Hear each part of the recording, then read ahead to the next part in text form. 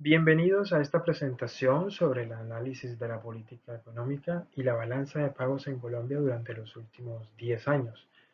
Mi nombre es David Garizabal Rodríguez, estudiante de negocios internacionales en la Universidad Nacional Abierta de Distancia UNAD.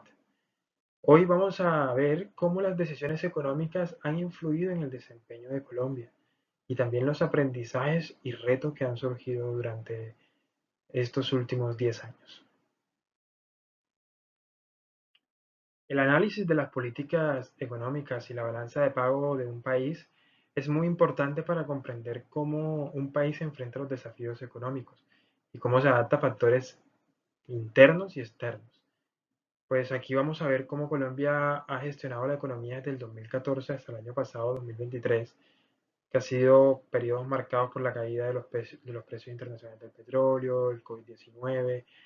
Vamos a analizar el tema de los resultados obtenidos en la balanza de pagos y vamos a ver también un poco sobre, digamos, los aprendizajes que nos han dejado en estos últimos 10 años para poder pensar en unas estrategias a futuro que fortalezcan la economía colombiana. Bueno, para entender la política económica, ¿qué es la política económica? Y digamos que es el conjunto de herramientas que utiliza un gobierno para influir en la economía y alcanzar objetivos muy específicos. Pues, bueno, estos objetivos pueden ser como mantener la estabilidad de los precios, reducir el desempleo, fomentar el crecimiento de la economía y también mejorar la calidad de vida de la población. Para lograrlo, la política económica se divide en tres áreas principales y cada una de estas áreas tiene un propósito muy claro. Encontramos la política monetaria, que se enfoca en el manejo del dinero en circulación y las tasas de interés.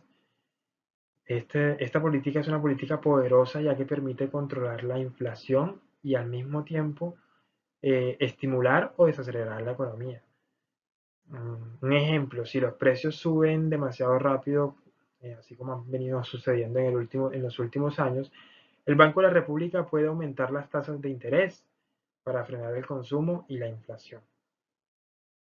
Por otro lado está la política fiscal, que se relaciona con el tema de los impuestos y el gasto público. Aquí básicamente lo que hace el gobierno es que decide cuánto gastar en áreas como la educación, salud, infraestructura y decide cómo financiar ese gasto, si bien es a través de la recolección de impuestos o por una deuda. Por ejemplo, durante la pandemia, Colombia aplicó una política fiscal expansiva al incrementar el gasto público para apoyar a los sectores más afectados.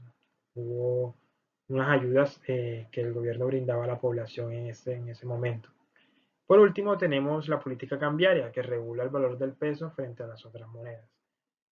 En el caso de Colombia, el tipo de cambio flotante ha permitido ajustar la economía a choques externos, como la caída de los precios del petróleo, el tema del COVID, la pandemia. Sin embargo, pues este sistema ha traído volatilidad, ya que los costos de las importaciones se ven afectados, al igual que el poder adquisitivo de la población. Cabe resaltar que estas tres áreas no actúan de manera aislada, sino que están interconectadas y deben coordinarse. ¿Sí? ¿Esto para qué? Pues para garantizar que las decisiones económicas sean efectivas y beneficien a la mayor parte de la población, por no decir a toda la población completa. Bueno, sigamos. ¿Y cómo ha sido el manejo de la política económica colombiana en los últimos 10 años? Pues Colombia ha adoptado diversas estrategias para enfrentar diferentes desafíos económicos. Uno de las más importantes es el tipo de cambio flotante. Este tipo de cambio permite que el valor del peso colombiano se ajuste según las condiciones del mercado. Esto, si bien pues ha ayudado a amortiguar choques externos, como la caída del precio del petróleo en los años 2014 y 2015, eh, ha generado un impacto bastante fuerte en los costos de importación y en la inflación. En la política fiscal, como lo mencionamos anteriormente, El gobierno, pues, en este caso, ha alternado entre medidas de austeridad y estímulos según pues, las necesidades de la población. Por ejemplo, el ejemplo de la pandemia del COVID-19 en 2020 se implementaron políticas expansivas para sostener la economía. Y también pues se han utilizado políticas monetarias que han sido claves, por ejemplo el Banco de la República ajustando las tasas de interés para controlar la inflación y estabilizar la economía. Estos enfoques básicamente muestran que Colombia pues ha intentado adaptarse a los diferentes factores cambiantes que se han presentado y, y bueno, la verdad pues dentro de estos hechos, estos hechos se han eh, identificado pues la caída del peso en el 2014 y 2015 debido pues a la caída de los precios del petróleo. También en el 2020, bueno, la política expansiva para mitigar el impacto de la pandemia y en los últimos 2 años, ajustes en la política monetaria para contener la inflación elevada. Entonces, esto por parte del Banco de la República. Bueno, y ahora pasemos a la balanza de pagos. ¿Qué es la balanza de pagos? Pues para entender la balanza de pagos, digamos que es como el libro contable de un país, donde se registran todas las transacciones que realiza el país pues, con el resto del mundo en un periodo determinado, puede ser trimestral, semestral, anual. Estas transacciones incluyen pues, la compra y venta de bienes y servicios, inversiones, los préstamos, las remesas y cualquier otro tipo de flujo de dinero que entre o salga del país. La balanza de pago se organiza en varias cuentas, pero las más importantes, pues, en este caso son la cuenta corriente y la cuenta financiera. La cuenta corriente mide el tema de los intercambios de bienes y servicios, como las exportaciones y las importaciones, y también los ingresos que recibe un país por conceptos de intereses, dividendos, remesas, así como transferencias de ayudas internacionales, ¿sí? Por otro lado, pues está la cuenta financiera, que es la que registra los flujos de capital. Estos flujos básicamente como la inversión extranjera directa, inversiones en cartera y préstamos que recibe o concede el país.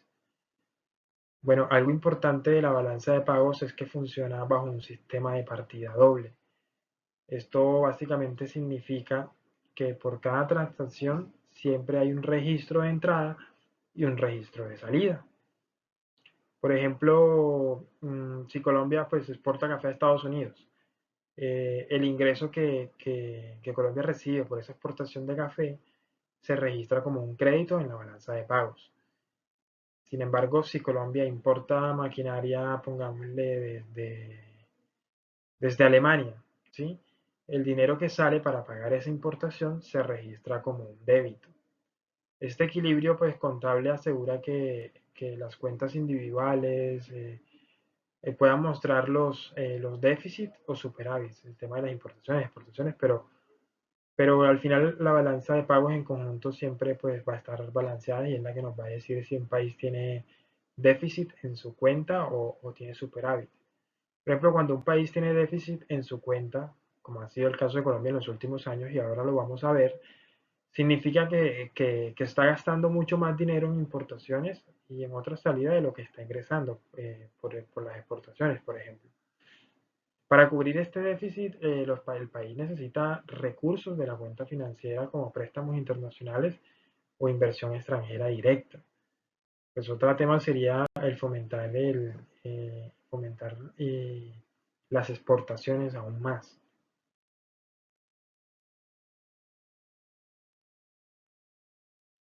Aquí podemos ver el comportamiento de la balanza de pagos durante los últimos 10 años, comenzando con un déficit bastante pronunciado durante los años 2014 y 2015.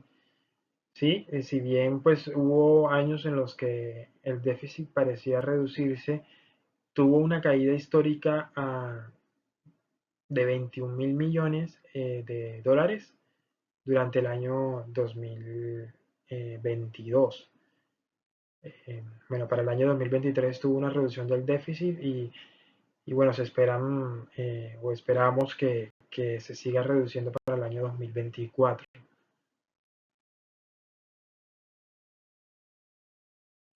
Ahora estos son los resultados de la cuenta financiera.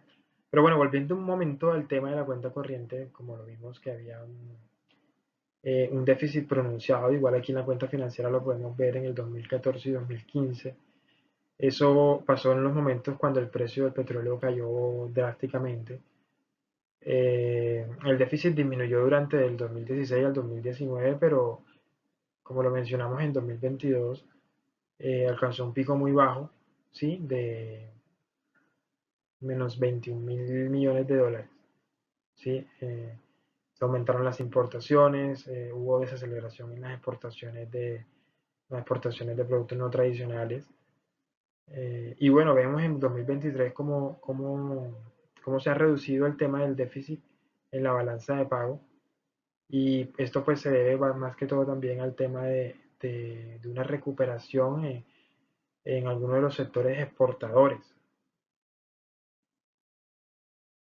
Como se aprecia, notamos claramente que durante los últimos 10 años Colombia ha estado en un déficit, si bien ha tenido pues volatilidades en el cual el déficit se parece reducirse o se reduce, pues siempre digamos la curva es inestable.